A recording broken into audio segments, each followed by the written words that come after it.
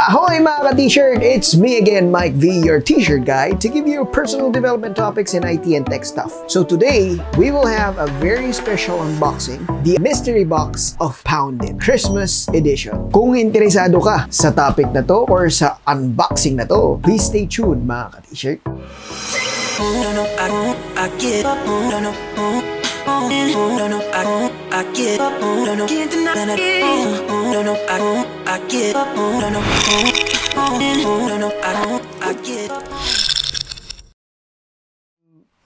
So ngayon, we are now on our last leg of the year, and we know now it is a Christmas season, so it's worthy for us to unbox something na may Christmas theme. So itong Christmas theme na to is galing sa PoundIt, which amounting around 5,000 pesos. So hindi to yung mga nakikita nyo na 7K, 10K, no? It's a special themed mystery box. So ano pang hinihintay natin? Let's unbox this baby boy.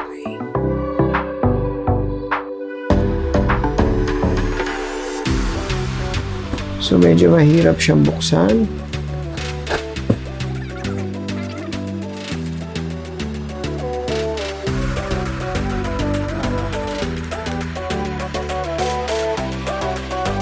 So medyo ano siya, matindi ang pagkaka-seal sa kanya. Kaya medyo nahirapan tayo ngayon. Pero all good. This is a part of our Unboxify. No? Hindi lahat madaling buksan. Parang siya. Hindi lahat madaling mahalin. Yan, no? So, last. Yan. Woo! Woo! So, tignan natin, ha. Ito ang ating mystery box from PoundIt. This is a Christmas theme worth amounting of 5,000 pesos. So, kita nyo naman, naka-bubble wrap, no? So, bilangin natin kung ilan. Di ba? Napaka-secured. Oh. Medyo malalaki yung mga nandito, ha? So, tignan natin. So, excited na me! So, let's start! The first item na ating i-unbox. O, siyempre, uunahin natin yung pinakamaliit. Tignan natin na kung ano ang Ito ang pinakamaliit. So, this is a Christmas ornament. So, yan. Siguro nasa 10 pesos to. So, 10 pesos to. So, meron tayo, ito yung pinakamaliit niya. So, this is a Christmas ornament. So, yeah. It's the first one. The second item is, tignan natin to. Oh, exciting. So, yun naman, naka-ano na siya, naka-wrap siya, no? Siyempre, mystery box nga eh. So, tingnan natin kung ano to.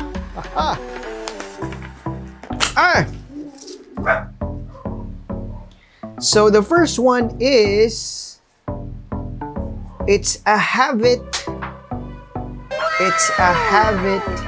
Bluetooth speaker. Yeah. Diba? So, yes, I am me. Yes, I am. So, yan siya. Okay? So, Bluetooth speaker. Okay? Sige, that's number 2. So, tignan natin. So, mukhang medyo mahal naman to. Makikita natin to later pagka ginamit-gamit na natin. So, the second item is...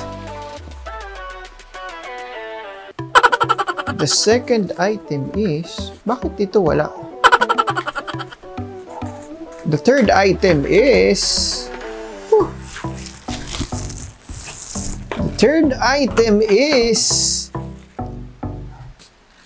Okay.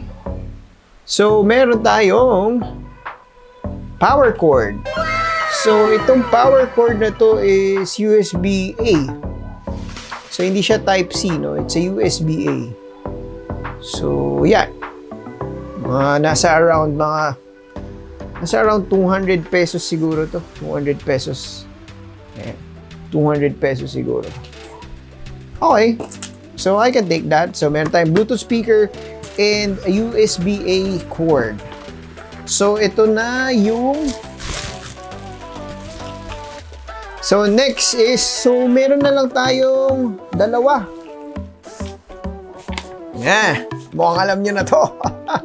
Mukhang alam nyo na to. This is a... Kung hindi ako nagkakamali, it is a headset or headphone or something. Oy! Oy! Tama. So, it's a headphone, no? From Plantronics. So, yan. Plantronics. Okay, medyo wala pa akong nakukuhang maganda. Bakit ganun? Wala man lang ano. Natin yung next. Ito na yung last, I think. Yes, this is the last one. Tignan natin kung ano ito. So, ano kaya ito? Ano kaya ito? So, tignan natin.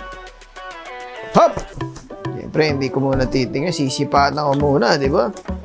Tan-tanan, tanan. Ano kaya ito? Wow! Instax! Instax! Instax! Instax! Instax! Instax! Instax! Instax! So, meron na tayong Instax. Wow! Wow! I think ito lang yung maganda dito. Pero magagamit mo naman to. Magagamit ko to sa work. Magagamit ko to sa mga outdoor activities kasi Bluetooth siya. No, it's a very portable. And magagamit ko rin to sa mga utilities na gumagamit ng USB-A. And of course, ang pampaswerte sa lahat, the Christmas ornament. So, eto. Sa tingin nyo ba, panalo to? Panalo ho ba itong ating mga nakuha? So, is this worth around 5,000 pesos? Okay? So, i-check muna namin kung ano yung mga price nito. And let's see, tignan natin if sulit ba talaga yung price na to or not. Alright?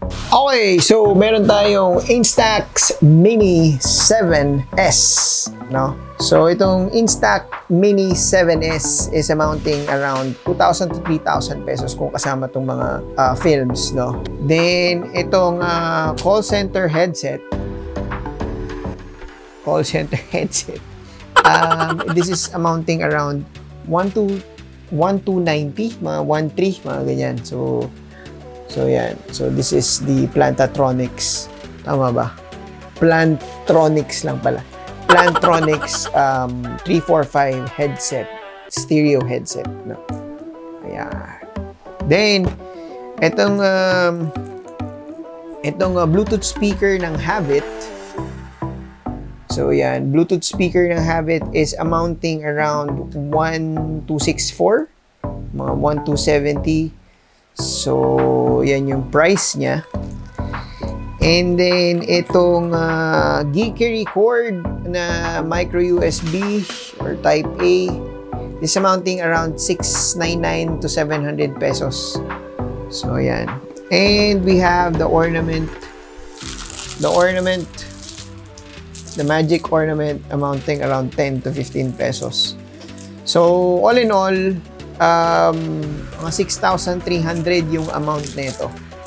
So, for the amount na 5,000, so sa tingin ko, naka-snatch tayo. No? However, hindi naman natin ito, yung brand na to yung ina-expect natin. Pero, again, useful pa rin for each and every one of us. No? So, kung nakita nyo to at you felt na it is worth the amount, and I think it's worth the amount kasi magagamit pa rin naman natin to.